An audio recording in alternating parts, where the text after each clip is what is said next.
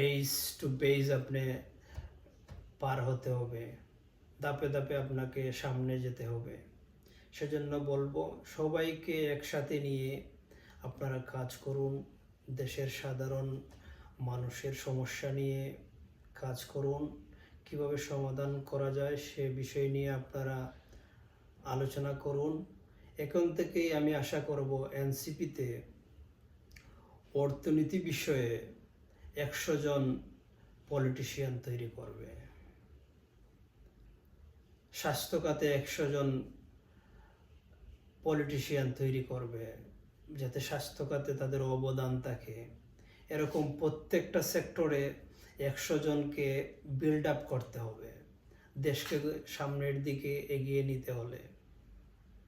কারণ আমরা আর বাংলাদেশের গণ্ডির ভিতরে নয়, আমরা এখন গ্লোবালাইজেশন, আমরা পৃথিবী নিয়ে চিন্তা করতে হবে, পৃথিবীর সাথে আমাদেরকে ফাইট করতে হবে। এবং আমরা আমাদের দেশে অনেক তরুণ যুবক বেকার আছেন, অনেক শিক্ষিত বেকার আছেন। শুধুই যে বেকার তেমন না, অনেক শিক্ষিত বেকারও আছেন। আমি আশা করব সবাইকে উদ্যোক্তা হওয়ার জন্য, এবং সরকারও আশা করি এ বিষয়ে সাপোর্ট করবে। অনেকে টেকনোলজি নিয়ে রিসার্চ করতেছেন, নতুন নতুন তথ্য আবিষ্কার করার জন্য ট্রাই করতেছেন। সরকার থেকে আশা করব তাদেরকেও সাপোর্ট দেওয়ার জন্য। এখন যে বিষয়টা হলো বিশেষ করে এনসিপি,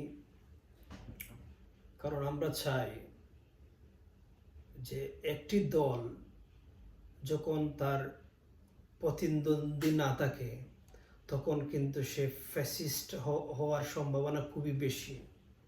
কারণ আরেকজন প্রতিদ্বন্দ্বী যদি ফাইট করার মতো না থাকে তাহলে সে এমনি শক্তিশালী হয়ে ওঠে। আমি আশা করব এনসিপি যাতে শক্তিশালী হয়ে ওঠে। হয়তো এবার 6টি আসন পেয়েছে, আগামীতে 50 অথবা 60টা পাবে, হয়তো এর পরের ইলেকশনে 151টা আসনও পেতে পারে, অস্বাভাবিক কিছু নয়। তবে রাজনীতিতে অ্যাক্টিভ থাকতে হবে, এবং এনসিপির কোনো সদস্য যেন দুর্নীতিতে জর্জরিত না হয়। সর্বোপরি নতুন কিছু বাংলাদেশে আনতে হলে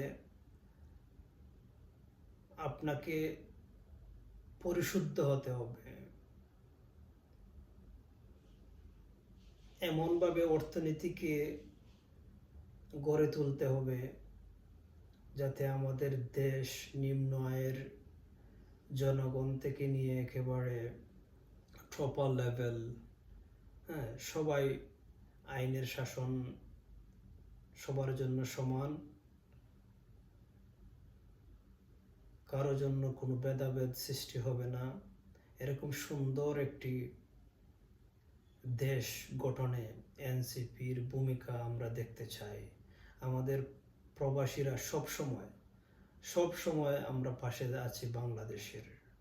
যে কোনো দুর্যোগ মোকাবেলায়, যে কোনো পরিস্থিতিতে আমরা প্রবাসীরা সব সময় পাশে আছি। আরেকটা বিষয় যেটা আমাদের গত ইলেকশনে আমাদের একটা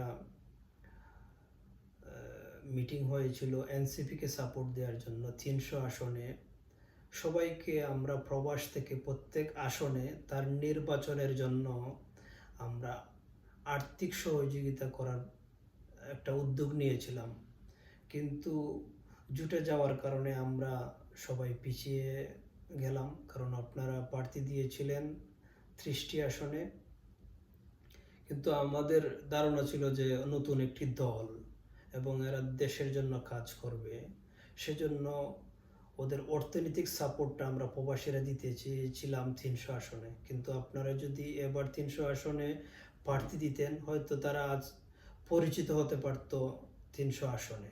আগামীতে এই 300 আসনে এই পরিচিতি কাজে লাগিয়ে দ্বিতীয় শক্তি হয়ে ওঠার খুবই সম্ভাবনা ছিল এবং আমরাও আশা করেছিলাম। আমরা আমাদের জায়গা থেকে আশা এবং প্রত্যাশা রাখতে চাই আগামী নির্বাচনে আপনারা 300 আসনে প্রার্থী দিয়ে দলটাকে সামনে এগিয়ে নিয়ে যাবেন এবং দেশের মানুষের পাশে থাকবেন, দেশের জন্য কাজ করবেন। আগামীর সুন্দর বাংলাদেশ গঠনে আপনাদের ভূমিকা থাকবে এবং আপনাদের জন্য পরামর্শ থাকবে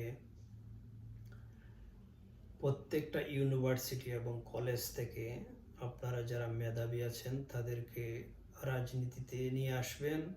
প্রত্যেকটা ইউনিভার্সিটি থেকে, ঢাকা বিশ্ববিদ্যালয় থেকে, রাজশাহী বিশ্ববিদ্যালয়, চট্টগ্রাম বিশ্ববিদ্যালয়, শাহজালাল বিশ্ববিদ্যালয় সহ আর সরকারি অনেক জাতীয় বিশ্ববিদ্যালয় আছে, সেগুলো থেকেও আপনারা নিয়ে আসবেন এবং সৌহার্দ্যপূর্ণ এমন কোনো ভাষা প্রয়োগ করবেন না যাতে অন্যকে উদ্ধত অবস্থায় তৈরি করে। কারণ দীর্ঘ 54 বছর হয়ে গেল কিন্তু আশানুরূপ এখনো বিএনপি ছাড়া বর্তমানে আসলে আর আশানুরূপ সেরকম মানুষ আশার বাণী কোথাও থেকে শুনতে পারতেছে না।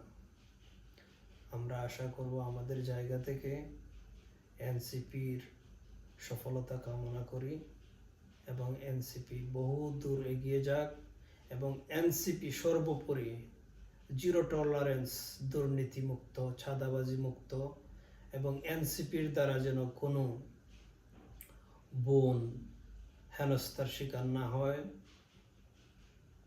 এবং আমরা দেখতে চাই বাংলাদেশ দর্শন মুক্ত, বাংলাদেশ চাঁদাবাজি মুক্ত, টাকা পাচার মুক্ত, দুর্নীতি মুক্ত, দুঃশাসন মুক্ত, ফ্যাসিবাদ মুক্ত। আশা করি বাংলাদেশের প্রত্যাশা পূরণে আপনাদের অগ্রযাত্রা থাকবে, ভূমিকা থাকবে এবং আপনাদের সফলতা কামনা করি। আপনাদের সবাইকে ধন্যবাদ আমাদের দ্য পলিটিক্স টক্সের সাথে থাকার জন্য। আশা করি খুব শীঘ্রই দেখা হবে অন্য কোনো টপিকস নিয়ে। ধন্যবাদ সবাইকে।